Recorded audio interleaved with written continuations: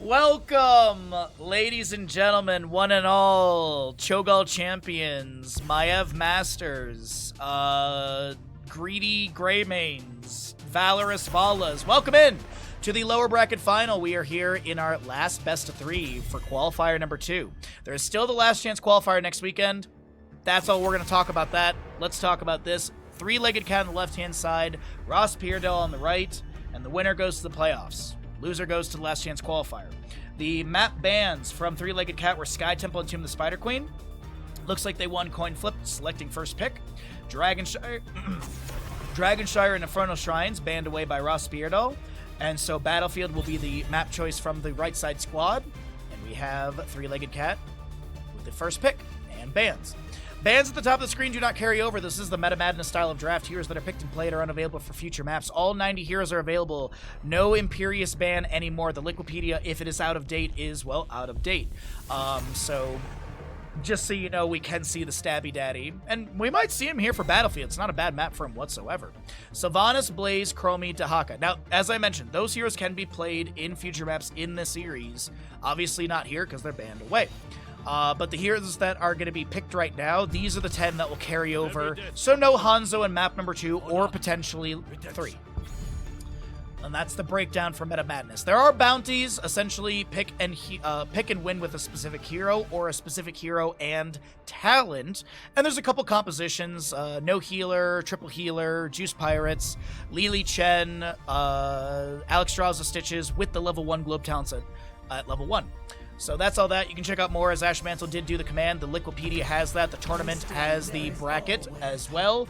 Vala Ariel. Vala has been permabanned through today's games, and it looks like Three-Legged Cat don't care too much about it. They'll let the Vala through. The Ariel's a really good combo with that. This is, and I know someone in chat's like, oh my god, shut up. But I don't care. You shut up. This could be Cho'Gall. Ariel, Vala, Cho'Gall, phenomenal. Pick up Imperious for the solo lane, and I think you got a winning comp right there for RossPierrDoll. Left side, though, with the Hanzo, Chen Anduin. Both teams have a Cho'Gall setup, and I love it. Will anyone ban it? Probably. People have been banning Cho'Gall quite a bit today, actually. And all the pieces of the puzzle are there for both sides. Now, RossPierrDoll will have first pick after the ban phase. So if they are going for that, obviously they're not going to ban it away, but they don't want to be, they don't want to telegraph that direction by banning like Malfi or Tychus here. Gonna get rid of a Nubarak instead.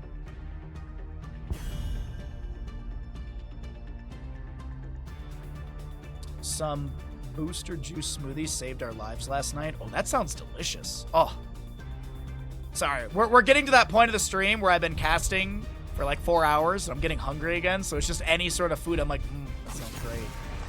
Uther to be banned. So getting rid of the double healer composition. Main tank Uther, Ariel, battery, Vala. Yes! Yes! I knew it! I knew it! Vindication! I'm a happy camper. I don't have to say anything else. No, realistically though, Hanzo, Anduin, Chen. Realistically, they should grab a Tychus, in my opinion, for the percent-based damage, sustained damage, and then grab a really good controlling tank like Garrosh or Muradin. That's what I'd like to see personally. Oh, yeah, that's one. Okay. This... Need any help?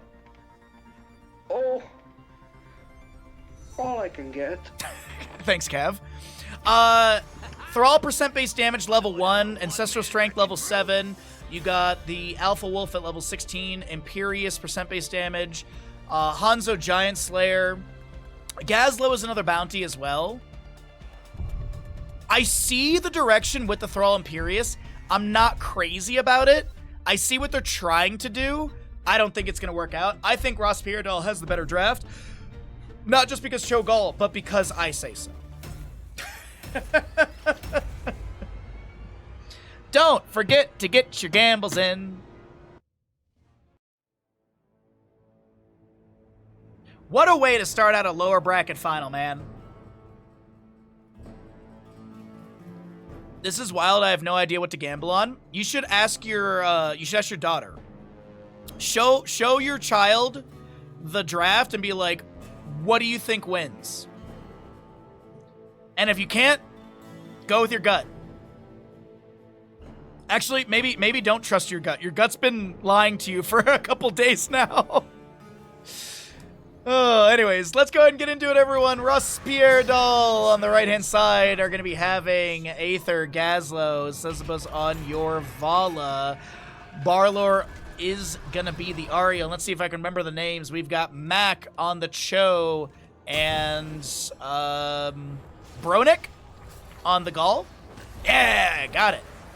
Left side of the map, we have not seen them today. They've been waiting here in the lower bracket final as the gatekeeper.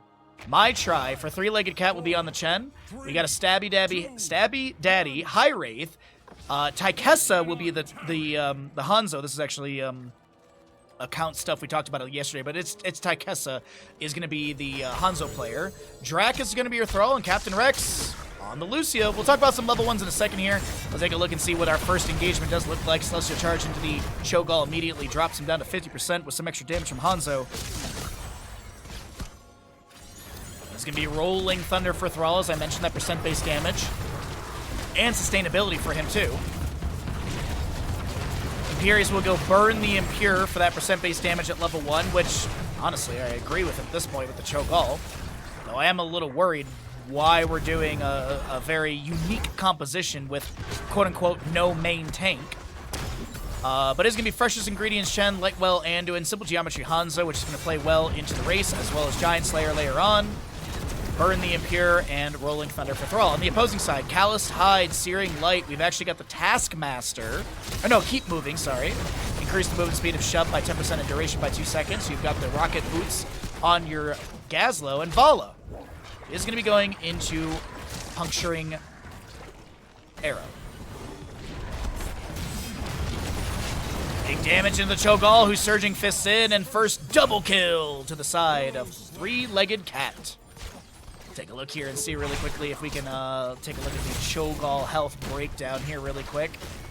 It doesn't show it very well. I really wish the death recap was a little more informative. We were talking about this yesterday, and I think this only shows like X amount of instances of life bar changing. And I wish it just showed a certain window. Like, I wish it just showed the last 5 seconds of life or something.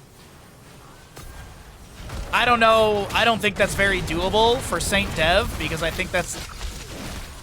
I've never made a game, but I would assume that that's very difficult to change. Or who knows?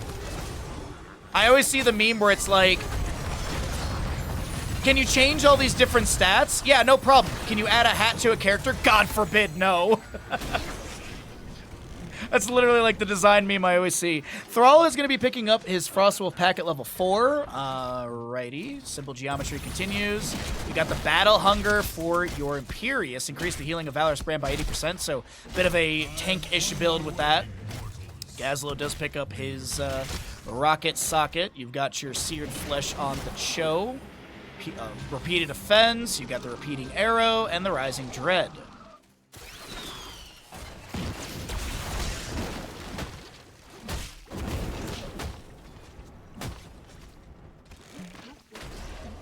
You don't like tapping after 1 minute on this map? So, like, you never tap after 1 minute? I shall Rotation into top... Sorry, I had to. Rotation into top lane yields the kill into Gazlo. 3-0 and kills Three-Legged Cat. Begins the race on the Immortal, as there was a bit of pressure onto High Wraith in the bottom lane. Looks like they were able to be pulled behind the gate, get a well tap, and the race between both sides does continue. But it is going to be in favor for the members of Three-Legged Cat. Twitch Gamble's still going, by the way, so if you are swayed by the early gameplay so far. Thrall does miss the roots, so no stackage for him. Actually reset back to 0. Flying kick from Chen onto the Vala. Good sustained damage coming out from her. A little flame breath thrown back. But the race does continue, and of course it's faster for Three-Legged Cat as they prioritize this objective phasing. Can you get 2 bounties in 1 game? No. So if the members of RossPierrDoll win, and they have not done the Cho'Gall or the Gazlo bounty, they have to choose which one they want. If they lose, I think they have to choose which half ticket they get. Because you do get half credit for try. I march for Hell's Gates. It's on the Wikipedia now. It's one thing they're changing. They're trying for Murky Cup 2. Little detainment, or excuse me, a little stun coming out right there. I think it was actually a root from Thrall, now that I look at it properly. Level 7 faster on the left-hand side for Three-Legged Cat, of course, with the kills and Siege. Gazlo in bottom lane up against the Chen. We'll check on that in a moment. Simple geometry from Hanzo finished out here. Thrall finishes out his level 4 as well. Does go into the Ancestral Wrath. Nice natural agility from Taikessa there. Scatter going out and backing away fine. But yeah, the Ancestral Wrath as well. Activate to consume 8 stacks of Ancestral Wrath, damaging a target enemy hero for 15% of their maximum health over 3 seconds, and healing Thrall for 150% of the damage dealt. I didn't notice here, but it looks like there was a potential skirmish around the Impaler camp. Not going to be stolen away. Cho'Gall not going to be hit with that Celestial Charge. I thought Imperius had it. Chastise, Piercing Light for Anduin, 0 stacks currently. We actually see the Double Trouble level 7. We never see this talent. If Shadow Flame hits an enemy here, an enemy that is afflicted by Cho's Consuming Blaze, its cooldown is reduced by 0.5 seconds. After hitting 20 heroes, Shadow Flame cooldown instead permanently reduced by 0.5. We never see that Double Trouble level 7. Celestial Charge goes in. Molten Flame activated. But his Attainment Strike pushes them back. Taikessa getting chunked. A little bit of healing from Anduin. Hungering Arrow at 23 stacks, by the way, at 6 minutes. 23 Q stacks at 6 minutes is wild. Make it 25. I feel like Valo's hit every single Q outside of the Immortal race. But we do have the level 7 Monster Hunter, so Hungering Arrow deals 100% of additional damage to minions, mercenaries, and monsters. The Immortals are considered monsters, if you did not know. Mercenaries would be camps like this. Non-elite camps. A boss is considered an elite camp. It's not considered a monster.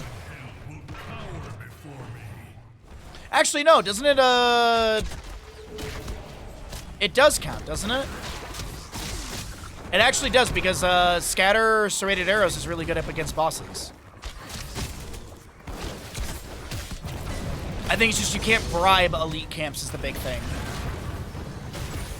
Before someone in chat actuallys me.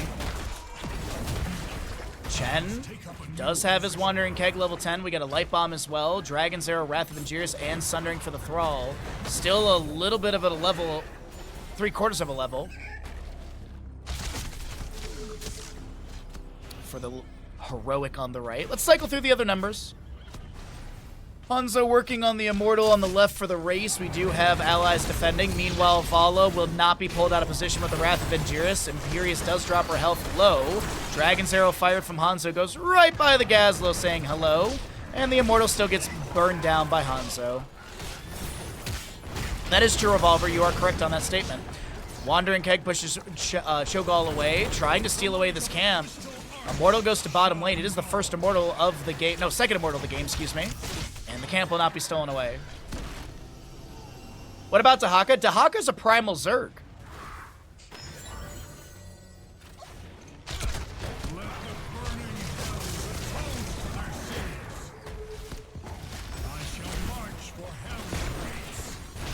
Bottom fort front gate will be taken down by a Larian here. Celestial Charge connects onto the Cho'Gall. They do have heroics on the right side as well. Rain of Vengeance. We've got the Robo Goblin, Twisting Nether, Twilight Hammer, and Crystal Aegis as well. No resurrection for the Ariel. Scatter going out.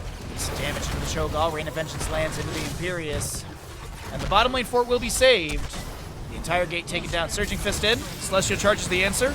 Light Bomb connects. Sundering will be mitigated by a beautiful Crystal Aegis of the Ariel. I even think the Light Bomb missed as well. So he's a monster? How dare you? How dare you insult the Primal Zerg? Primal Zerg, that's like calling your grandfather a monster. That was a weird interaction. Sorry about that.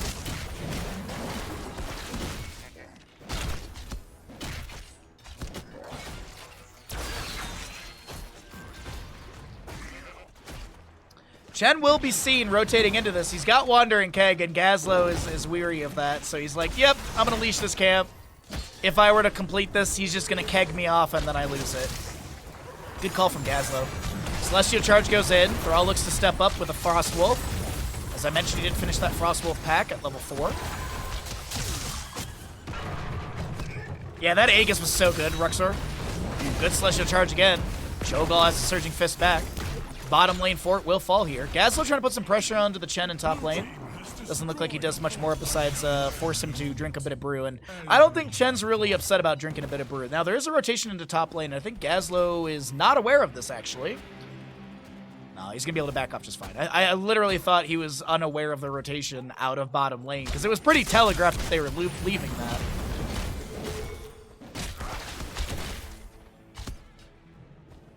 So Nano with that camp grab in top lane. Cho'Gall, Ariel in bottom lane trying to get the bottom fort pushed into by the minion wave. A Wandering Keg displaces. Man, I don't know what's going on with my mouse today. Give me like 2 seconds here, chat. Let me try and set up a camera. You're gonna hear 2 Windows noises, I think.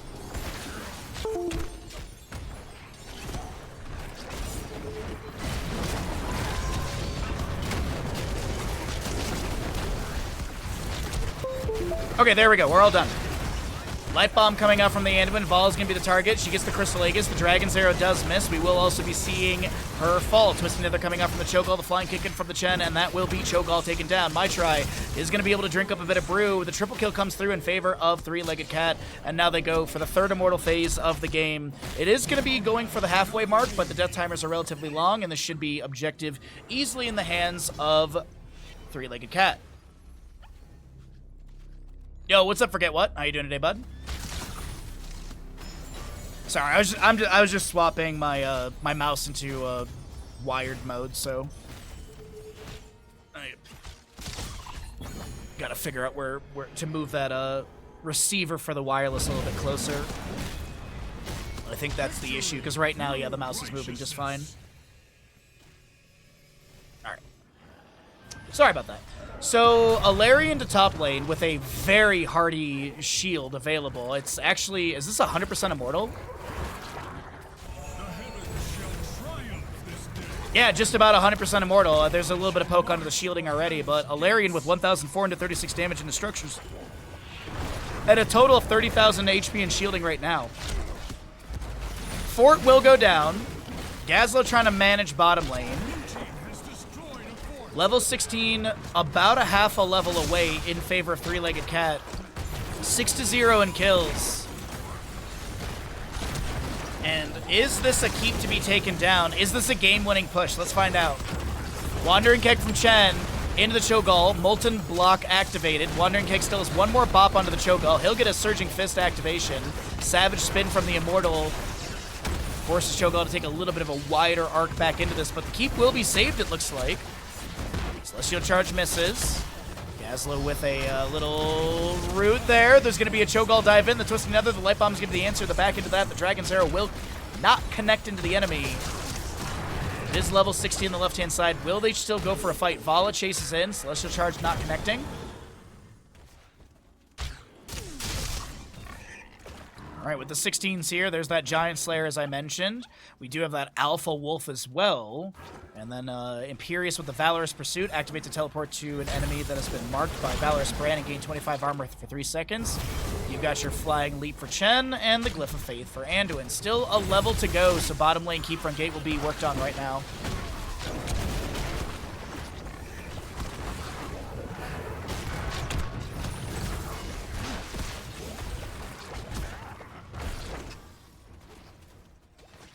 Alrighty, Gazlo to Hearth out of top lane. Vala did go Gloom level 13 for that spell armor passively. Also a little bit of healing as well, but you also have the activatable for a big spell armor.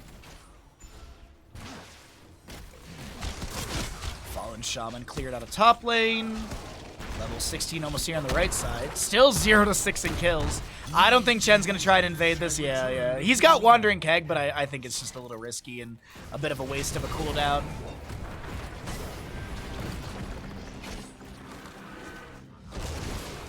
Thrall makes work of the top lane wave, grabs the Impaler camp as well. 17 to 16, so a small bit of scaling in favor of Three-Legged Cat.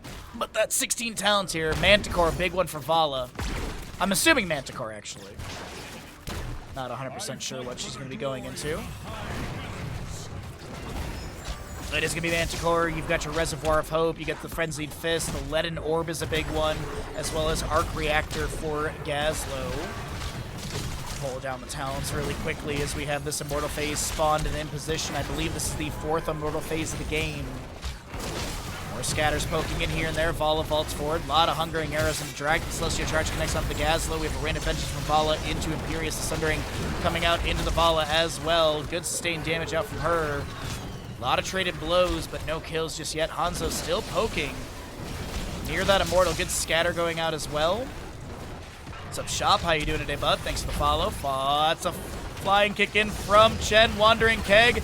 Gazlo, Robo Goblin, but the Celestial Charge, the Twisting Nether, the Twilight Hammer. So much being used. Wrath of Angiris will not connect, but the Molten Armor does actually, it mitigates the Light Bomb. Taikessa almost goes down. Hanzo's able to back away. And the members of RossPierrDoll are gonna get the first half of this Immortal and their first kill into Imperious. I move to new ground. He moves to new ground. Position here with the Eye of Kilrog. There you go.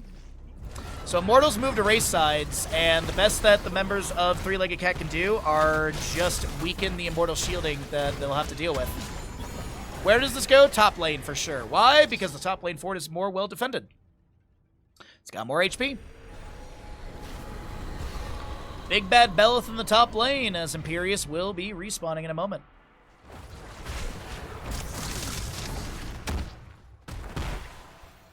Reservoir of Hope at 5 stacks. Repeated Offense at 3. Can they save their fort in top lane? Immortal already moving to melee mode as it loses that shielding. Flying kick in with the Wandering Keg, Sundering from Thrall as well. Dragon's Arrow misses, but the Light Bomb does connect. Vala does go down. Scatter to chase onto the Chokehold. Leaden Orb gets one little stun right there. Chen still chasing, persisting, but focusing onto the Ariel. Scatter goes out. Flying kick comes through. And is this a call to end through top? Cho'Gall's still up. Chen's going to head to bottom. Gazlo Hearthing out of bottom. They're going for it. Three-Legged Cat, they're going to ignore the Immortal. It'll be taken down by lane defenses. Celestial Charge into the Cho'Gall. Molten Armor activated once again. Leap of Faith pulls Thrall maybe to safety. Wrath of Angiris. Chen comes in here as well. Enough brew to share, and Cho'Gall goes down. 54 seconds on the Titanic Terror. 9 for Ariel. Gazlo, Vala as the defenders right now. 5 seconds on Ariel. Gazlo trying to get some laser shots out here. 3 members to defend. Rain of Vengeance from the Vala. Celestial Charge misses, but the Valorous Brand, the teleport. Gazlo, Robo Goblin trying to back away, will be able to do so. It looks like the core call is going to be canceled. Chen drinks up more brew, but no, they are going for this. Okay. Sundering pushes the Vala to the side. Wandering Keg as well. Cho'Gall up in 10 seconds. The core's at 66%. They're all getting low here. The indecision is a bit sketchy. Chen's left to die. Vala should have the last auto into Taikessa here. It's actually Gazlo gets it. Chen gets out of bottom lane. And the core's at 52%, but giga awkward is my analysis of that. Prepare yourselves. I will reach your position shortly. Still a 7 kill advantage, 20 talent here on the left side with the Impervious, the World Breaker, Bullseye, Censure, Chen, maybe untapped potential? No, he's probably going to go into Purifying Brew. Well, no, could be untapped potential actually. Could be Wandering Keg upgrade. No, it's, yeah, Purifying Brew, of course. Casting Fortifying Brew makes Chen unstoppable for 1.5 seconds. Kind of hard to pass that up. Looks like the first half of the Immortal Phase is, of course, given away. Thrall and Hanzo still dead for 4 to 10 seconds. Chen gets a bottom lane camp at least. Top lane wave, double camp pushing up. If the enemy team gets the Immortal, which is looking pretty plausible in this moment, it'll be going to bottom lane, but the Immortals go to defensive sides. And with Hanzo Thrall respawned, it doesn't look like RossPierrDoll will step in just yet. They want that 20 talents here. Gazlo showing bottom lane, big wave in top, and I feel like Three-Legged Cat are committed to try and winning the Immortal phase. Yeah, Chen is unsure. Does he go into the top lane, and he's going to rotate up here. Will he pop Wandering Keg to quickly push everything in and then rotate in? No, he's going to try and clear this away, but that is the green light for the enemy team to step in 4v5. Celestial Charge finds the Gazlo. He does have that Bomb Toss level 20. Vala, that's a really good Dragon's Arrow coming in. Sundering to follow that up as well. The Wandering Keg from Chen to try and chase down the Vala. The Twisted Nether activated. They're looking to take down Vala over here in the top of the screen. Cho'Gall is chasing onto the Hanzo just below. Don't know if Cho'Gall can actually do this, or if Hanzo can actually get away, excuse me. And that will be Ariel taken down above, Hanzo taken down below. Vala gets a Q to take out the Immortal. The wave in top lane will take down this keep. And Immortal heads to bottom lane. Three-Legged Cat, I feel like they had a lead and kind of threw it away on this unsure core call. Because that caused the staggered death before the Immortal phase, which gave the first half over to the enemy team, and then the team fight here was kind of split and awkward. Celestial Charge out of the bush into the Vala. Immediately the Sundering again from the Thrall. The Light Bomb is going to be there, but Vala just vaults away. Kick, flying kick in from Chen. Takes her down. Fort goes down as well. And I think the priority is still to clear out the Immortal here. Cho'Gall, Gazlo, the only two left alive, but yeah, I think the Immortal needs to be cleared away. Celestial Charge into the Cho'Gall. And it is going to be the Shifting Nether level 20 with the Cthulhu's Gift. Shield of Hope for the Ariel, the Bomb Toss as well for Gazlo, and the Acrobat for the Vala. So no cooldown reduction on Death Timer for Cho'Gall here. The entire keep front gate gets taken down by the Immortal. Hanzo here to help out with the clear, as the keep will be left around, let's call it 60%. Actually, closer to 50. The demon's attack has failed, yet we have not seen the end of him. All right. Top camp being worked on. 20 seconds for bottom camp.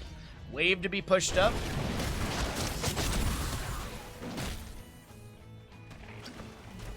Well, I think people are pretty happy with not a one-sided beginning to a lower bracket final. Good traded blows. It is still an 8-kill difference. Almost a level in scaling of an advantage from that. Cho'Gall and all of them are kind of running at the enemy right now. Scatters to get vision. Light well thrown down. Gazlo checks the bush with a few of his turrets here. I think it's going to be passivity until the objective phase. And even then, the objective phase is spawning in north-south positioning, so I think we're just going to get straight up race at the beginning. Unless there's some sort of like deep flank or anything set up, but yeah.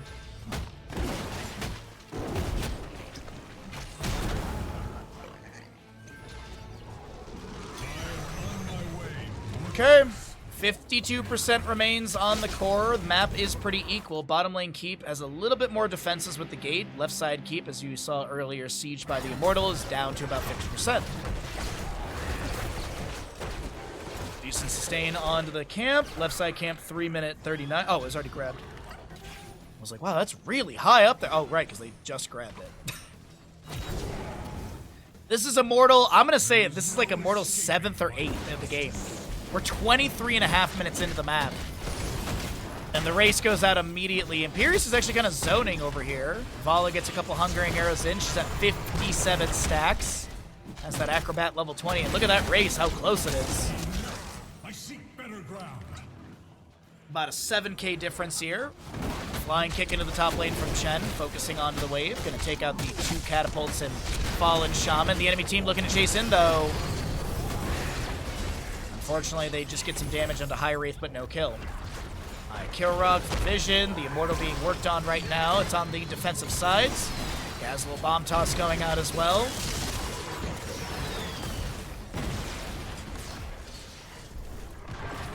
Really close. Like a 300 HP difference on the Immortals. Rounding on that. More Bomb Toss. Such an annoying level 20. Shannon gonna try and bring up a bit of brew here, getting stunned literally CC to oblivion right there. Well, almost to oblivion. Drinks up a bit of brew. 4K difference on the health on these Immortals. Celestial Charge goes fishing. No one found. Vala with some multi-shots. Vaults in as well. 59 stacks for her.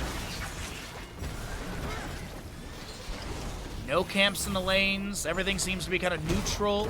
22 to 22 on scaling. Celestial Charge, but Cho'Gall is able to shove to the side. Bomb toss, and that's going to be a Dragon Zero into Cho'Gall, so he's unable to follow that up. Good stuttering from Thrall. Flying kick in from Chen with the Wandering Keg into the corner. They're going to push around the Cho'Gall. He's getting a little bit low. High Wraith wants the Celestial Charge, won't be able to find it. Thrall and this Imperius will not be able to take down the Cho'Gall. Are you serious? Three-legged cat are now running for their lives. Cho'Gall chases in. Captain Rex will be taken down. Chen moves to the bottom right of the map. Gazlo chasing on to Hanzo over here. Vala gets the Chen chase, but he's going. Oh, wait, no, Vala, no!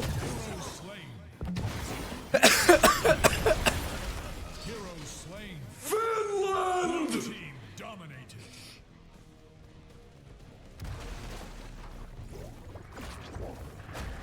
Blue team's core is under attack. RossPierrDoll with the Cho'Gall Gazlo composition will be able to take this. Map number 1. 26 minutes and a few seconds in. GG, well played. What the hell is going on? Here's the storm, of course.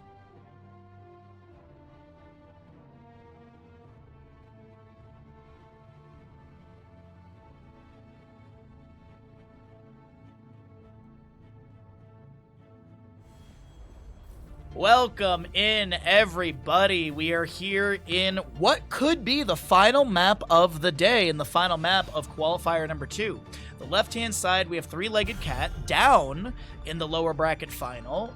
RossPierrDoll did just take a victory on Tomb of the Spider... Nope, Battlefield of Eternity with Cho'Gall Gazlo. And now we're going to be heading into Towers of Doom for map number 2. The Twitch gamble's going. First pick will be prioritized by Three-Legged Cat as they were the losing team and opted in for that. So map choice coming out from RossPierrDoll. Stitch is banned away as he's been seeing a lot of priority play today, as we also have a Chromie removed as well. The 10 heroes we just saw in the previous map are unavailable, so no Imperius, no Hanzo, no Cho'Gall, no Gazlo. All that is gone. Lucio to be banned away as well. Let's get rid of that mobile healer and Dahaka on top of it. What is going to be our first pick priority? Brightwing's available if they want to just grab the global healer. She's really good on this map. Her poke around the objective is really good. You can also go into Dream Shot level 4, which is nice. 33 Celsius, Real Feel 42. That's too freaking hot, man. That's too hot. I love snow. Please, no, Baha. That's a very dangerous habit. No! Revolver. Silly boy. Blaze will be the first pick on the left-hand side. Three-Legged Cat grabbing a simple start. All right. What does RossPierrDoll want to do? They're one map away from going to playoffs. If they can just find victory on Towers of Doom. And I think it's... I'd like to see them just go for a really strong, well-put-together draft. Don't go for any bounties. Just lock in the playoff spot. I think that's the important thing. Muradin Leorc is a really nice 1-2 punch. Leorc has great double soak rotations. Wave clear is good. Skeletal Swing is nice. You can go into Ominous Wraith Royal Focus for the damage reduction onto the enemies, and also Entomb setups are really good off of that as well. Blaze Rhaegar Sylvanas. We can't have a Cho'Gall because he was played, so I'm not going to mention it. But Blaze Rhaegar Sylvanas, they're going to flex their tank and last pick here.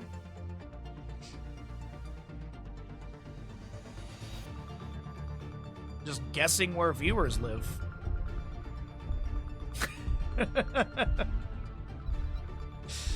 Interesting call of off. Medivh will be banned away, as it can actually work with the composition of Three-Legged Cat.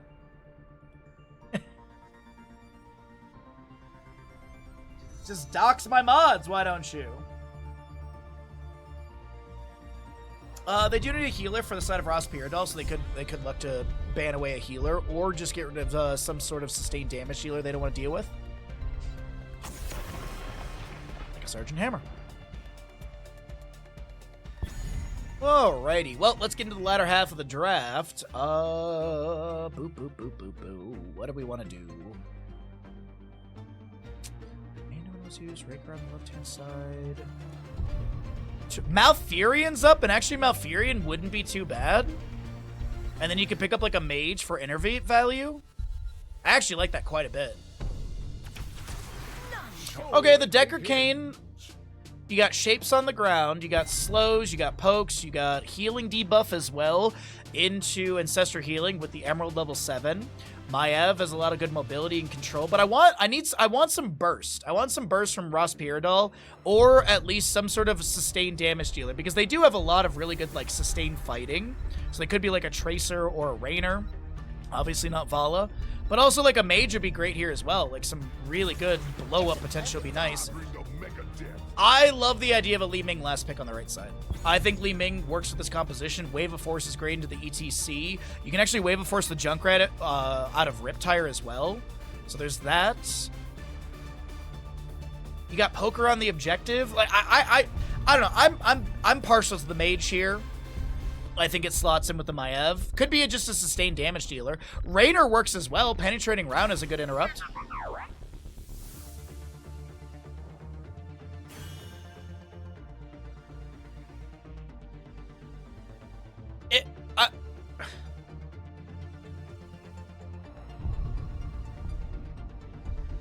I don't like it. That's my analysis. I don't like it.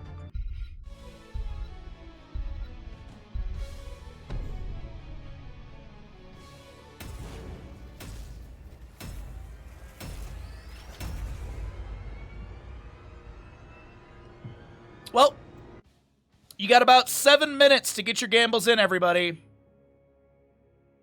Maybe a little bit more. Get your predictions in. Is it going to be a 2-0 victory for RossPierrDoll, or did they make a blunder in their draft with a final pick Probius? S-tier picks. Do we have an all-in from Cat Peach? I still remember to this day the Monica-only Probius from BlizzCon 2018. 2018, Monica Probius only. I love that poster. Aether on the side of RossPierrDoll, we playing your Leoric Barler on the Decker Cane, Mac Muradin, Bronick Maiev, and the Probius. 10 seconds. Played by Sesabros. Any exclamation Probius in chat? 5. Left side, we're going to be seeing My Tribe Blaze for Three-Legged Cat, Tychessa on the Junkrat, Captain Rex will be your Rhaegar, Drac playing Sylvanas, and High Wraith ETC.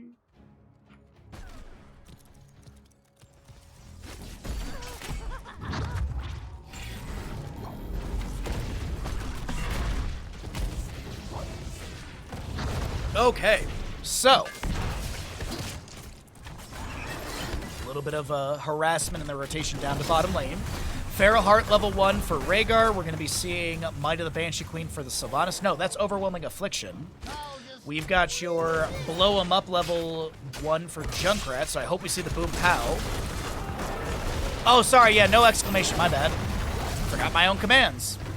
ETC Block Party and Adrenaline Stimpack. On the opposing side, you have Muradin Dwarf Block, Sapphire for the Decker Cane, increasing the Herodric slow from 35 to 65% when applied.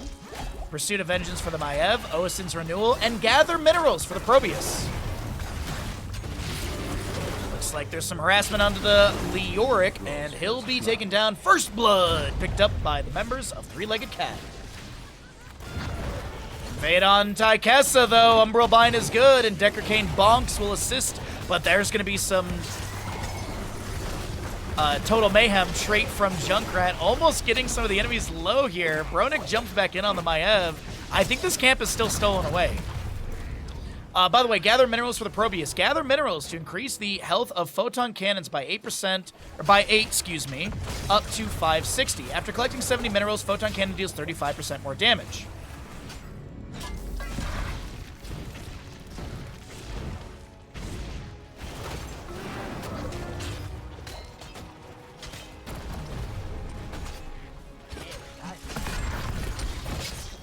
ETC will step in onto the camp. Concussion Mine on the point as well. Blasting back the Murky. Dwarf Toss is back on. Captain Rex going to be pulled back by Number Vine, or maybe not. That's going to be Maev taken down. A second kill will be picked up by the side of Three-Legged Cat. They might make it a triple! Or at least 3 kills, sorry.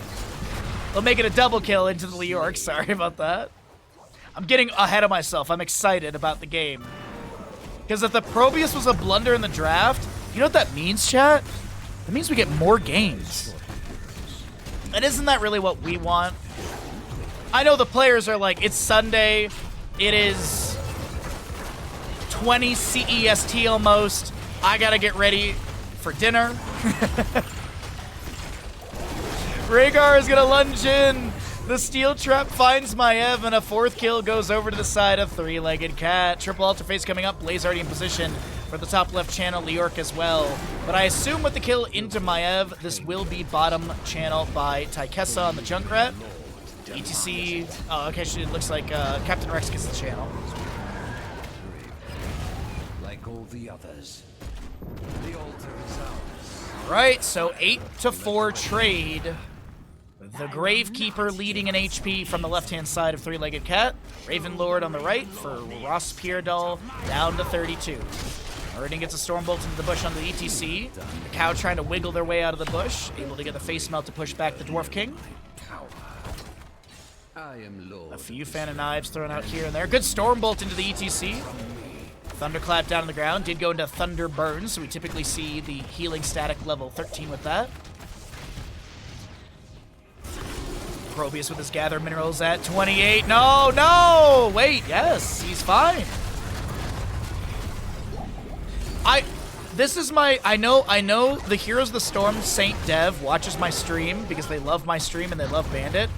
Please, can we make some sort of, this is my plea to Saint Dev, as Muradin maybe dies here in bottom lane. Can we please make Worker Rush better for Probius? Like, Worker Rush feels so awful. Whoa, the self-heal from Captain Rex, but Nano, Taikessa gets the Concussion Mine, cleansed, purged, no, Deckard Cain gets the double kill. The old man's the real range assassin. I guess melee. Like, dude, Worker Rush feels so bad. 1, 30-second cooldown? No. Activate to gain additional 6% movement speed for 5 seconds. Taking damage ends the effect early. Can we get rid of that? Can we, like, lower the cooldown, maybe lower the movement speed buff, and get rid of the taking damage thing? Or maybe make the taking damage thing a heroic specific thing. Like, trying to use Worker Rush and then getting hit by a ranged minion arrow feels so bad. Make Probius better again, please. I've hated Worker Rush forever. It feels awful. Like, make it like Hyper Thrusters on Sergeant Hammer. Sorry, that's Probius deserves better, is all I'm saying. 10 talents here, almost here on both sides. We get the Umbra Bind pulling Blaze out of position. The double altar face coming up in the center and bottom locations. We'll see who's going to be able to come out on top of this, if it's going to be still a 4-point difference, or maybe we see a team starting to lead the charge. No one really prioritizing channel. I think we have actually Deckard Cain going for that on the bottom of our screen. Looks like Leorc on the top side. Junkrat with a delay. Half a level to go for both teams for heroics. Muradin trying to back away. Muradin may be able to get the Dwarf Toss out with a 300 or so HP. One more lungeon from Rhaegar for a bite to the Maev. Currently have Sylvanas grabbing bottom lane channel. Probius getting middle lane channel. Seems like Probius is not going to be delayed, so 4 for 4, still a 4-point game. Why did Hammer get the special treatment? Because the developers who developed Hammer like Terran units better than Protoss units, obviously. Obviously, the Heroes of the Storm development team back then were not fans of Protoss. I mean, look at it, like, Dahaka's amazing, Kerrigan's amazing, all the other Terrans are amazing, but the Protoss are really lackluster. If you really think about it, the Protoss are kinda under... Like, they need to be buffed in Heroes of the Storm. Artanis could be even better. Tassadar could use a buff. Probius could use a buff. Alarak, maybe not. Heroics are here. Let's talk about those. We do have Ancestor Healing, Mind Control, Riptire, Mosh Pit, and Bunker for the Blaze. Avatar for Muradin, Stay a While and Listen, Containment Disc, Entomb, and Pylon Overcharge as the Riptire almost takes down Muradin. There was a Purification onto him as well. Or sorry, a Purge onto him as well from Rhaegar. And so a double kill does get picked up by the side of Three-Legged Cat as they look to push in further onto bottom lane. Black Arrow activated, Pylon Overcharge as well. Minion Wave will eat a few of these shots. Black Arrow still locking down the structure. Captain Rex trying not to take too much free damage. Bottom fort will not fall. Altar spawning in the center of the map here in 19 seconds.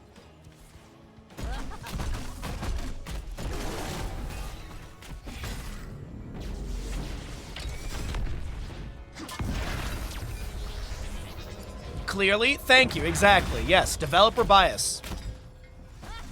I mean, let's all be honest, Zerg is the best faction in StarCraft 2. But anyways. Spirit of Vengeance in. Bunker comes down from Blaze. Entomb catches that afterwards. Containment Disc onto the ETC. Ancestor Healing will connect onto the Blaze. A lot of that mitigated by that level 7 Emerald of Deckard Cain. What? Squeaky and friends, you are just in time for map number 2 in our lower bracket final. Winner of this goes on to the playoffs, and loser goes to the last chance qualifier next weekend. Three-Legged Cat lost the first map to a Cho'Gall composition of RossPierrDoll. So we'll see if Three-Legged Cat, the blue side squad, can take this Towers of Doom map, find a 1-1 score in this best of 3, and take us to one final map. Thank you again, Squeaky, for the raid. I hope your Heroes of the Storm stream was a blast, bud. And welcome in, Raiders. We do have follower mode on, and I hope you do hit follow, because we are like 9 follows away from 8,000. You could be number 8,000. So please do follow.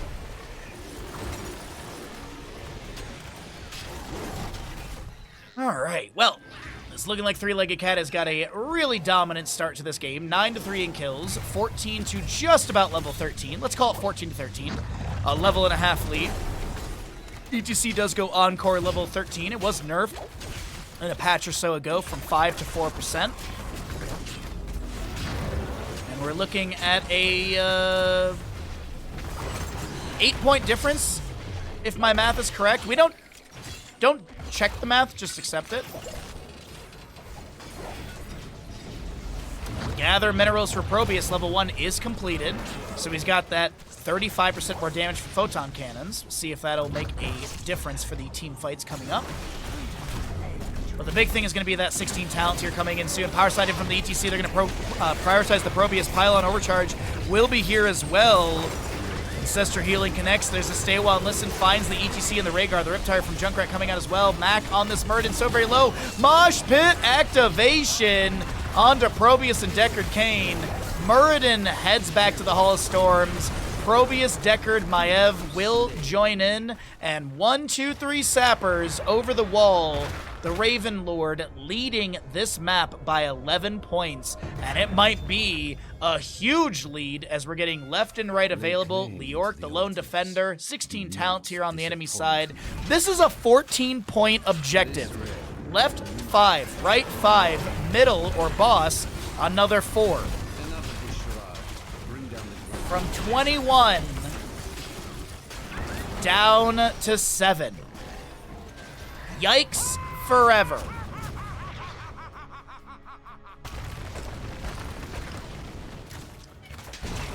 Drain applied to ETC. Wraith walk away. ETC finds the power slide. The Wraith walk is... The Haunting Wave, sorry.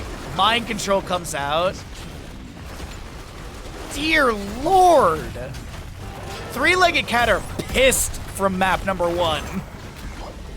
They are absolutely mad about map number 1, and I can't blame them. Gushamayan has an awkward interaction with Muradin. Haunting Wave. Looks like it won't get the teleport activation. Yo, what's up, Andy? Good to see you, bud. Happy Sunday, everybody. Thanks for lurking, chatting. If you got raided over from Squeaky, I hope you're enjoying the games. Thanks for being here. We do have a delay on stream because obviously it's a live tournament. Power Slide finds the heel of Murd as he tries to dwarf toss away. The mind control will connect as well. There's going to be a scroll ceiling down from the Dicker Kane. Will the Forsaken level 16 from Sylvanas activated, and no kill to be achieved as our next objective phase is triple. Could be game winning for the side of Three-Legged Cat. They need 2 of the 3 objectives with the current settings of the bell towers. Probius going down is a real rough moment right here. Pylon overcharge will finish out. That might have been the nail in the coffin for Map. That's a beautiful mosh! Stay a while and listen will interrupt it. There's going to be an Ancestral Healing into the ETC. Avatar activated by Muradin. That's a really low Junkrat. Can he get out of this? No. Captain Rex may fall as well. He's actually able to run out of this. Decker Kane Junkrat traded, but a big jet propulsion from Blaze will chase in. Maev was able to Spirit of Vengeance down below. That's where she went. If you were wondering where she teleported off to, she did not die. Sylvanas going to try and sneak top right. Still 3 altars available. Boss up at 2 minute 57. Probius makes it back, uses the center teleport. Sets up for a pylon and a photon cannon. Rhaegar does go down.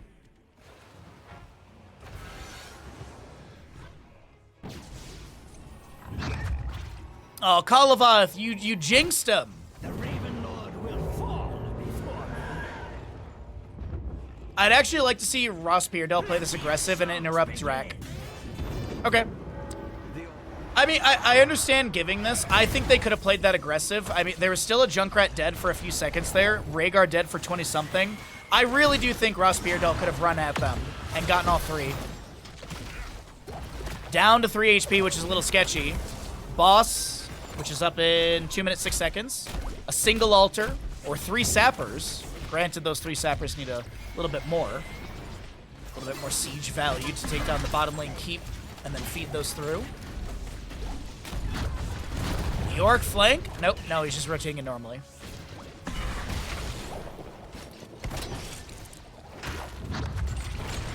Next objective is singular in the bottom of the map. It's a 24-3 game. I actually think it was really brilliant of... Oh, wait, hold on. Entomb. Catches ETC. He's got no way of getting out of this. Cleansed. Ancestral Healing. But the Emerald is going to deny 75% of that healing. Riptide gets immediately activated. I think it finds no value. Maybe some damage onto Muradin. Beautiful Emerald timings from Decker Kane here. Beautiful 75% healing debuff from Decker Kane. Barlor is doing so good with that. The York goes to soak mid. Blaze up in the top lane, trying to get 20. Next objective, bottom of the map, and it looks like RossPierrDoll will have to fight this 5v5 down 20 talents here. That's the scary part.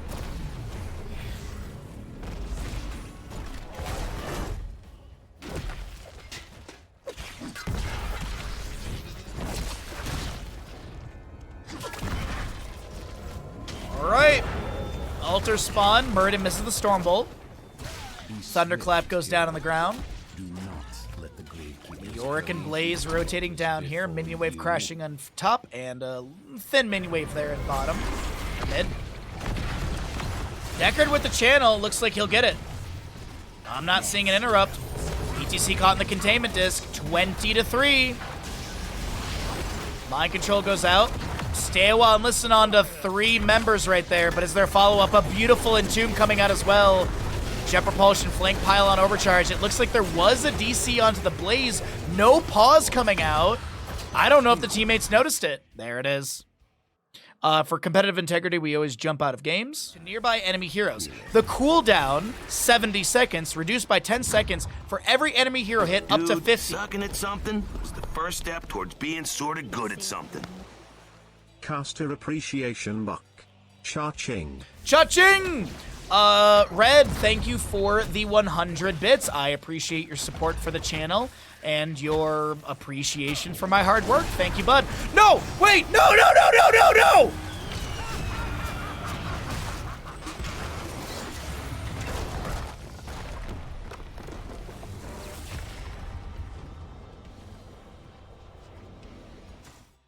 RossPierrDoll pulled a lobber. They pulled a lobber. Oh my god. They pulled a lobber. Oh my god, not like this.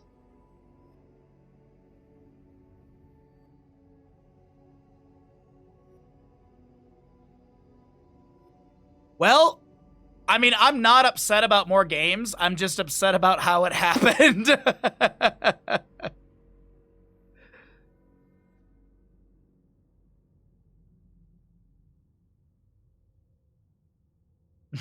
Is biz caster distracted? Hey, look, I got $1 from Red John. Yeah, I'm gonna be distracted. No, you're good. Don't apologize, Red John. You're good, bud. That was it happened so quickly, dude. Well done. Well done. Hey, you know what? I'm not upset because we get a map 3. I am upset because just how that happened was so awkward and weird. Anyways, we're going to run ads. It's going to be the final block of ads of the day. Be sure to subscribe. We're going to get ready for the final game of the day. So get your subs in, get your bits in. If you want to start a hype train, we're 2 subs or 2 100 bits that are not Red John. But thanks for being here, and let's roll out the ads.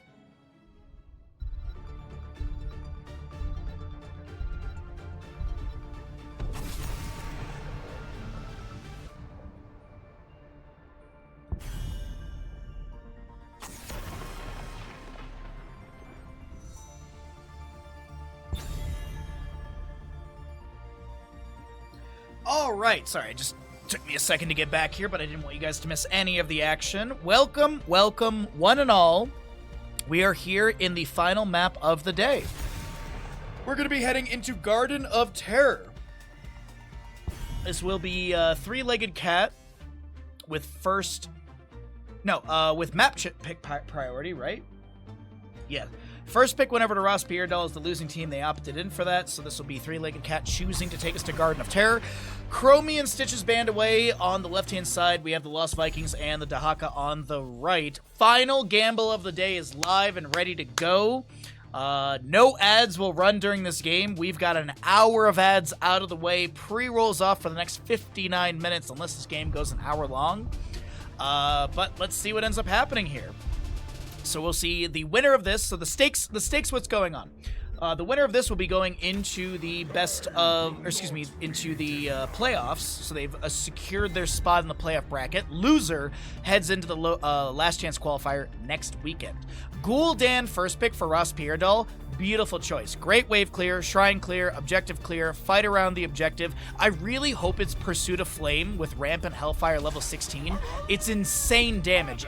Even if you go into some spell shielding, it's really strong. Now, Hogger, some people might forget this, he's got a spell debuff, Spin. I believe his level 7 is a spell debuff onto enemy heroes hit by his Hog Wild. Brightwing will be grabbed, spell armor to be amplified, so really, really good double pickup from the side of 3-legged cat at the start. Gul'dan with what? Let's see, Muradin, I believe, has been played. Garrosh is not a bad idea with this. You could look at maybe a Mal'Ganis. So we're going to be seeing a Medivh Garrosh with the Gul'dan. Okay, Force of Will, portaling in. You know what wouldn't be too bad? Though I think it leaves kind of like a pocket in the draft, like a Zarya with the Garrosh for the barrier, for speed barrier. So you portal in, speed barrier, run at the enemy team, throw them around. But then you just have Gul'dan, Medivh, Garrosh, and Zarya, and I feel like you're still lacking something. So I don't think that'll be the direction. I think it's going to be something more like Gul'dan. I actually think Gul'dan will be the hyper carry, and I think they'll just go into a standard healer and then pick up another bruiser. Imperius was already played in this series. This is Meta Madness style of draft, so of course the heroes that are played in this series are unavailable. Bans don't carry over, but I'm just trying to like rack my brain like, okay, what was played in map 1 and 2? Like, what's carried over? But yeah, no Imperius is available. No Thrall is available either. What do we have here for the left-hand side? We haven't seen Mei during this entire tournament, if I'm not mistaken, but we haven't gotten to the point where we're really needing some tank heroes because it's only best of 3s right now. Next weekend, we will have a couple best of 5s. Falstead with the Brightwing and Hogger, and Nubrek is really nice with the Cocoon. I believe Malfurion was played already in this series, if memory serves correct. If he wasn't, that could be a nice pickup for RossPierrDoll. Innervate for the Gul'dan. You've got a route as well to play off with Garrosh. But I can't remember. I think he was played. I think Malfurion was played recently in this series. It all blends together. Lucio in the house, and we're gonna get a Sonya as well. I actually really like the draft of RossPierrDoll. I kind of hope it's gonna be a Leap Sonya. No love for the May. I'm not a fan of her random. How you doing today, bud? Cheers. Happy Sunday, everybody. Hogger, Brightwing, Falstead, a Nubarek.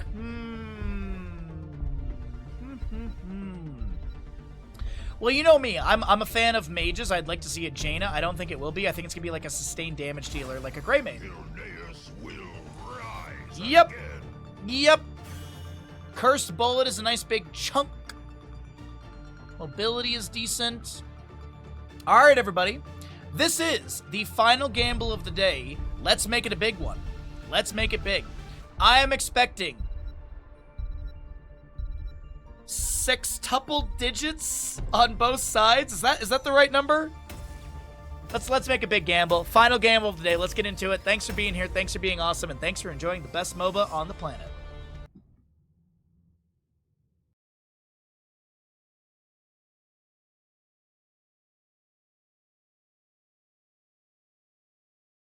Hello? Music? Oh, we're in load screen. I hit it way too late. Okay. It should kick in right here. Yep. Left side of the map is Three-Legged Cat with a potential reverse sweep in the lower bracket final best of 3 series in map number 3, Garden of Terror. My try. Wiz your Hogger, Captain Rex on the Brightwing, High Wraith in a Nubarag, or on a Nubarag, Drac will be your Greymane, and Tykessa, aka Nano, on the Falstead. The gates shall open in 10 seconds. Right side of the map, RossPierrDoll, Aether, Wiz your Sonya, Mac on the Garrosh. We got a Barlor, Lucio, Bronick on Gul'dan, and Susbros is gonna be that Medivh. Isn't sextuple 6 digits, right? No, that's... Is it hextuple? I don't remember.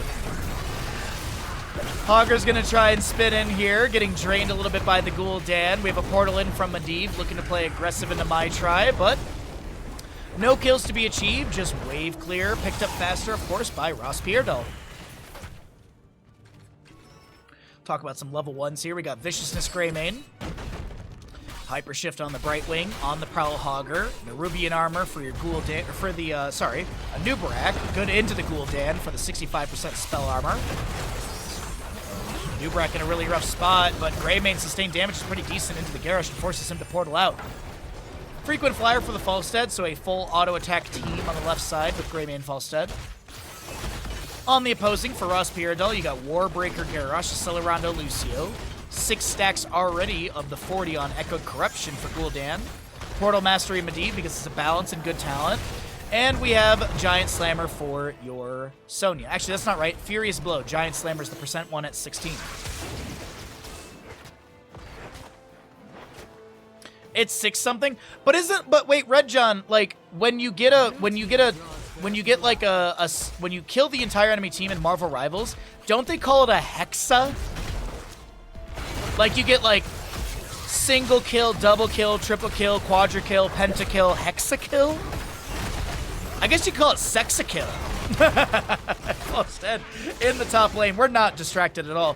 Falstead goes to top lane. Tykessa will be working on that and pushing up the wave into the forefront gate. Looks like Sonya's doing a bit of double soak duty while the allies try and hard push bottom lane, and they will be able to take down the forefront gate mostly. Gul'dan working on Siege Giant Camp on the bottom right. We do have Hogger rotating into the top lane. Falstead and Brightwing with a lot of damage onto Aether, and second kill goes over to the left-hand side of Three-Legged Cat.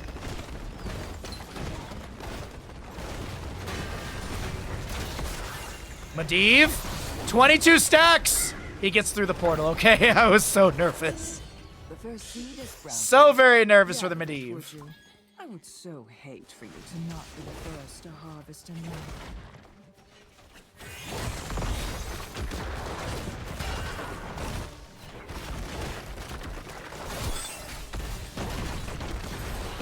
70,000 on Three-Legged Cat and 17,000 on RossPierrDoll. Is that it, chat? Really? Looney with the breakdown for us. Hexa is the prefix derived from the Greek word hexa, meaning 6. There we go.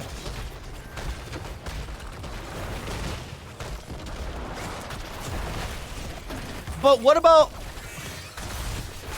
Can we see Paul Anderson's card?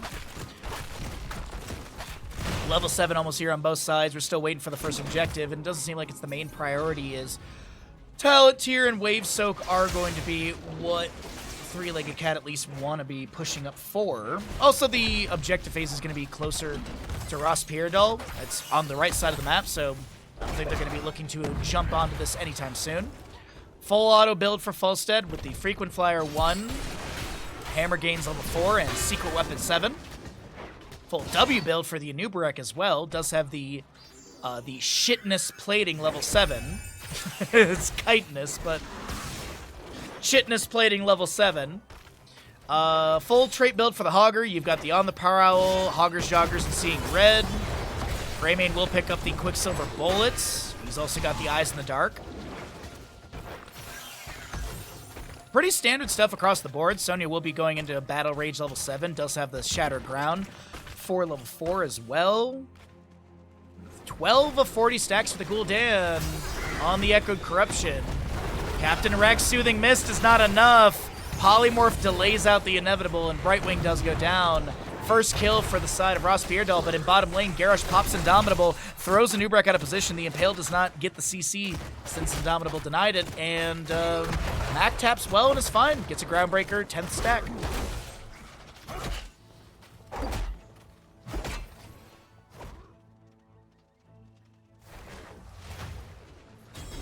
My.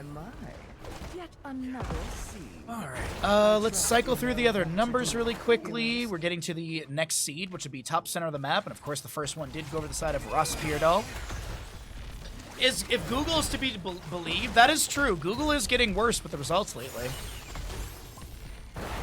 Sextuple is the outdated, less common term, is more common and standard for sixfold. Oh, interesting. Today I'm learning. That seed is ready for gathering. I suggest you do it now.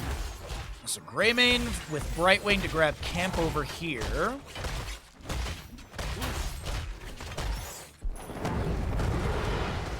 Link Heal, Curse Bullet, Cocoon, Gust, as well as... What is Hogger going to go into? I'm assuming it's Shockwave for the extra CC. Hortipult is nice for body blocking, but yeah, Shockwave is going to be the pick. 1 out of 3 seeds on both sides in our final map of the day as... oh, we almost have a 50-50 bet. 70,700 to 67,200. And it's still open.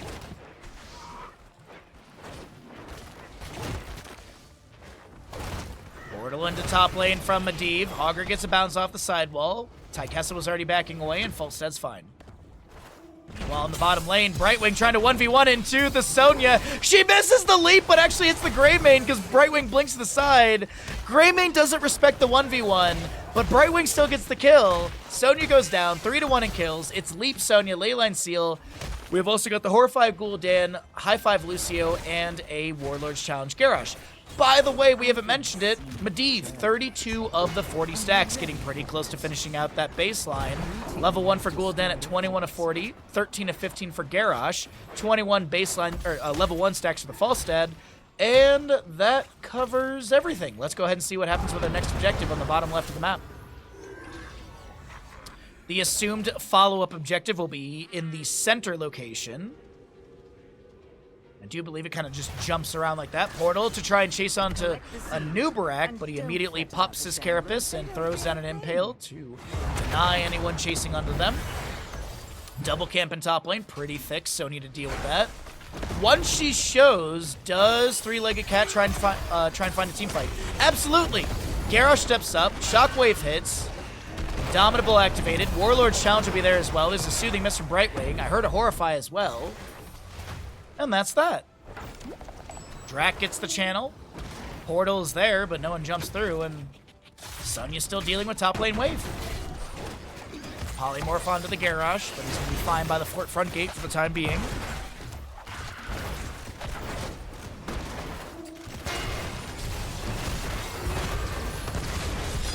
Groundbreaker finished out. Leyline seals there onto 2. Medivh tries to get a couple more stacks. Portal set up. Garrosh inside the cocoon broken out. They jump in. They dive onto Hogger. Curse Bullet goes out. The leap from Sonya is pretty good. Gus from Fall set up against the wall. Medivh is done with his level 1 stacks or baseline. And no kills, but some traded heroics. And some stackage for Gul'dan and Garrosh. Maybe Fall set as well. Burrow Charge finds Gul'dan right now. High five from Lucio. A Nubrak thrown out of position. More Fell Flames thrown in as well. Hogger with a vertical bounce into so many of the enemies. And there's this level 7 or level 13 pummel, by the way. Sorry, I think I said 7 in the draft. But heroes that have their spell power reduced by 30% for 2 seconds. Pummel is a big one to be able to mitigate some of this Gul'dan and even Lucio healing output. That's going to be a nice portal in. Horrify as well. Brightwing's the first one to fall. The staggering blow finds nothing. And Anubrak needs to speed boost out. And another seed. Right side of the map. 2 out of 3 seeds to both sides. 97,000 to 69,000. I'll take it. Nice.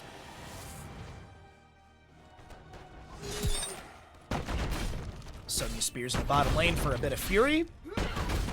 Volstead did Hearth out. Brightwing back in 5 seconds. And it's 30 of 40 stacks for Gul'dan, getting pretty close to finishing out Echo Corruption. Ruinous Affliction coming up pretty soon. Another seed is about to sprout. Still is a level advantage. Let's actually take a look and see where that's coming from. I was going to say, experience should be in favor from kills to RossPierrDoll. Mercenaries is favorable to our Three-Legged Cat. Minions as well. Passive as well. Still is a 5k difference, and I think Mercenary Minions passive is just a little bit in each, and that really is yielding the lead. Oopsies, wrong button. It is time. Do what must Falstead, I be done. think they're giving objective, and he's just going to push out top lane. Yeah, okay.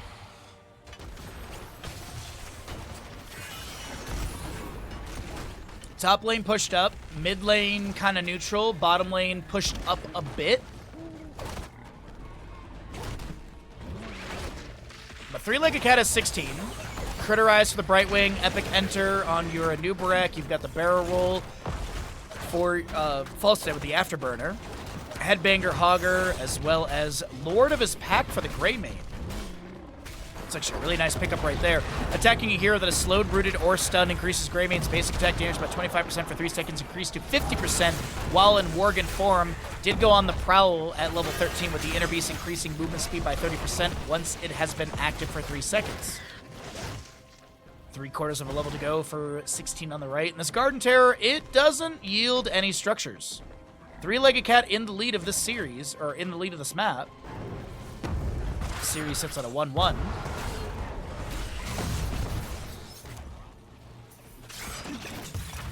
Gul'dan splash into the wave.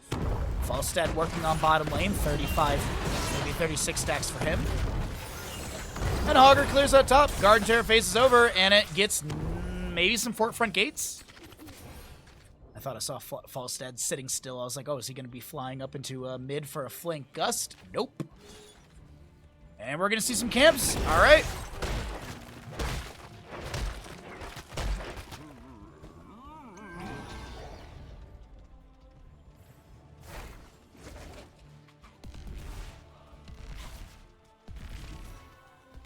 Alright, well, 16 does trickle through on the right side as well. Temporal Flux, up the frequency. You've got your Earthshaker as well as the Giant Slammer. Leyline Seal into Greymane. Indomitable activated. Currently have Garrosh caught inside a Cocoon Burrow Charge. There's going to be a leap in from the Sonya. excuse me, Gus from the false set up against the wall. Sonya spears back in. Polymorph onto the Gul'dan as Sonya gets a slam or two to the enemy team. Traded blows, but I do really feel like that was RossPierrDoll winning the fight. A lot of disengagement, heroics, and tools used here. Burrow charge back in onto Sonya with a impale to follow it up. Mid fort falls. Augur managing top. Next seed is on the left side of the map. Favorable positioning to three-legged cat portal. Augur, he already activates the spin, gets a beautiful bounce towards the top corner, and is out of there. It does take a handful of damage, but I think that's okay. You didn't die, and that's the important part. 2-level advantage. A little bit closer than that, but 18 to 16. Full stat of Captain Rex Brightwing grabbing this camp on the left side. Leyline sealed down for 47 more seconds. Staggering blow gets the knock onto Medivh. We have a curse bullet going out as well. Leaping from Sonya, focusing on the false set. Greymane jumps onto her. Gust will miss. Shockwave finds just the Gul'dan. Groundbreaker from Garrosh slowing down the enemy aggression. Cocoon onto the Lucio. Sonya spins to try and break him out. High five. Lucio able to back away. Portal set up by the Medivh as well. Captain Rex looking for the channel. Can they get the Guard and Terror phase uninterrupted? Horrify from Gul'dan. The Leyline Seal's going to be there from this Medivh. And after the Horrify, Greymane goes down. Augur falls as well. The portal chase in is way too good. And Medivh gets the channel. 1 out of 3 seeds to the right side squad. 14 minutes in. 2 forts down on the right. 1 fort down on the left in mid lane. But a camp invaded for the bottom lane as well out of RossPierrDoll. Okay. A level difference. 19 and some change to 18 and some change. We're going to make that a little difference. I saw Sonya on the minimap moving weird, but I hear the leap at the end. You see the cooldown. She tried to leap away, died midair, and that will be even more experience to the enemy side squad. This top lane wave might push into 20. No, it's going to be just shy. But a new Brack had some soak in mid as well, so actually, yeah, they're going to be just shy. I'd say they give this objective on the right side. It should spawn in a neutral top or bottom position next, and they go into that with 20s.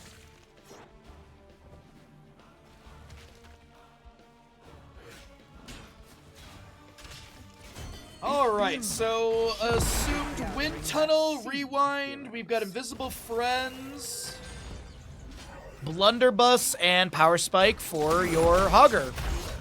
Alright. Assumed and predictable level 20s. Falstad grabs a camp on the right side. Garden Terrors are going to be pushed up in top, neutral middle, and pushed back in bottom. I would say getting the mid lane fort would be nice. Get all 3 forts down. Periodic catapult pressure in all 3 lanes. It's already happening in top and bottom. But yeah, this is a safe and good call. Inner Beast from Greymane is active. You can see the glow in his weapon.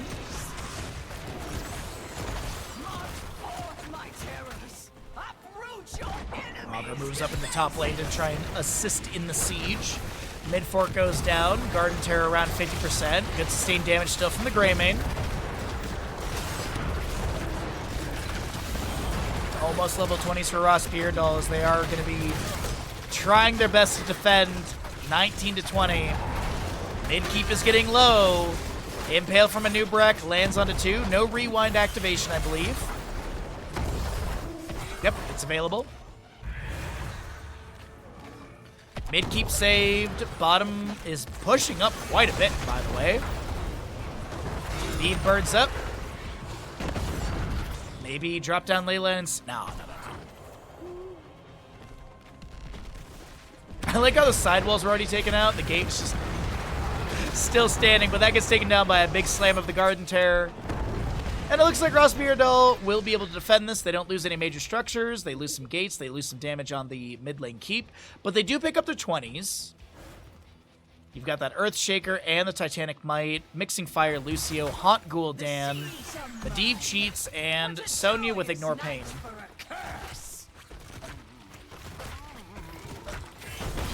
It's close, chat. It's a real close one here. Good bounce from Augur. Lands to the side, actually, but whatever. Camps all around the map to be grabbed. Just looking at camp timers really quickly. 39 seconds, I think, is the lowest one over there for the mid lane on the right side. Lager with a quick clear into top lane as well. 50 stacks for your Falstad. That's a lot. I feel like I see Falstads get this high in the auto attack. But we are also entering about 18 minutes into Garden of Terror. A lot of macros been had. Next seed, top center of the map. 0 out of 3 on the side of Three-Legged Cat. RossPierrDoll with 1 of 3. See if they look to contest this or maybe just shove a lane or something during that time.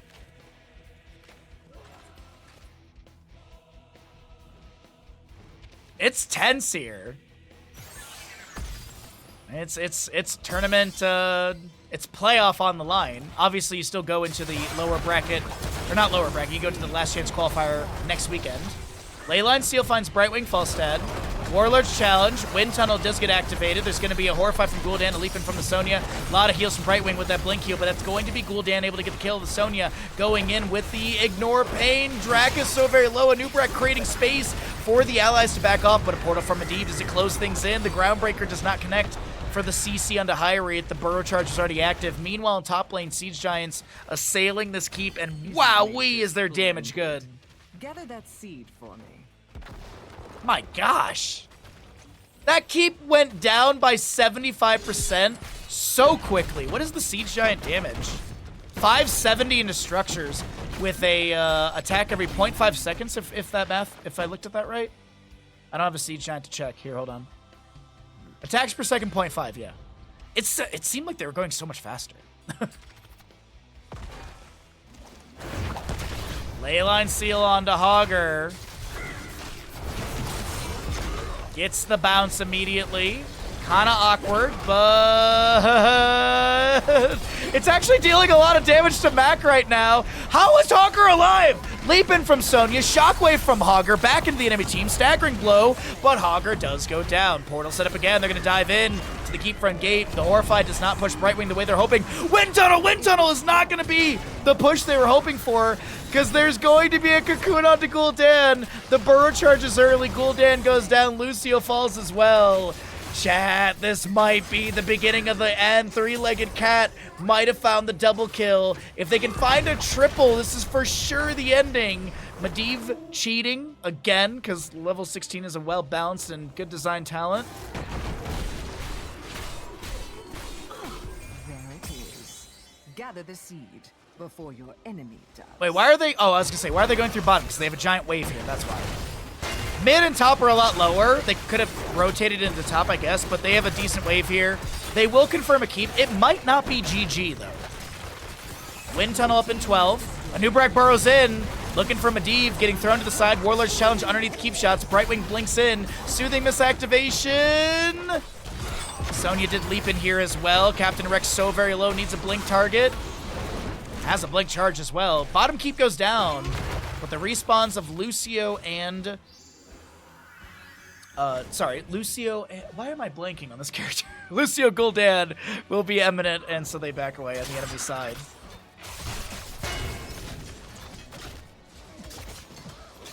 It's an intense map 3. 21 plus minute. 23 to 22 and some change. Top keep is down to, I'm gonna say, around 500 HP. 667. I was close.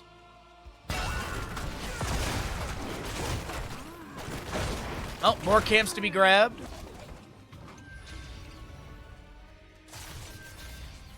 Hirosh set up in the bush. Gets the toss. Groundbreaker into Hogger. Warlord's Challenge. Slam from Sonya. Wind Tunnel from Falstad activated. Brightwing blinks in. The Horrify comes out as well, but there's no heals onto Hogger, as Brightwing did move down into bottom lane. Leyline Seal goes out, but it does not find anybody. Brightwing still trying to get out of here. Sonya spears in. Brightwing has nothing to blink to. Sonya, no wait, Falstad flies in to give a blink target. Are you serious, Taikessa?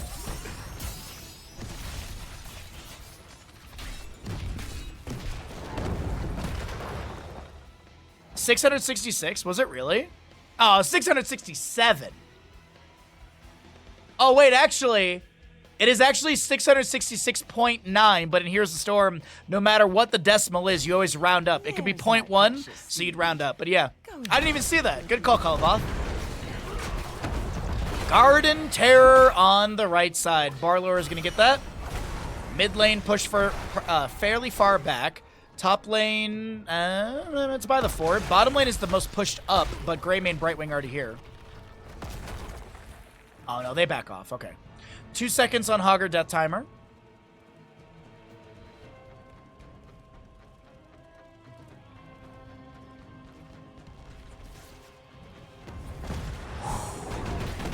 Tense, dude. Garden Terror phase will confirm top fort. Mid keep probably goes down. What's the bottom keep at? Bottom keep is probably going to be around 50%, maybe less. It is a 23-minute Garden Terror phase. Sonya already confirms the mid lane keep. Garden Terror arriving at core. One slam comes through. Greymane Fulstead working on Garden Terror mid. The enemy team did rotate down into bottom. They get the keep front gate. Garden Terror already being chunked below 25%. And this bottom lane is more well defended than I anticipated. Way higher in HP than I thought. The entire phasing is gone, and top lane fort didn't even go down. Wow. Actually surprised by that. Thanks to the clip, Ashmantle. Much appreciated. Your clippage this weekend has been amazing, so thank you.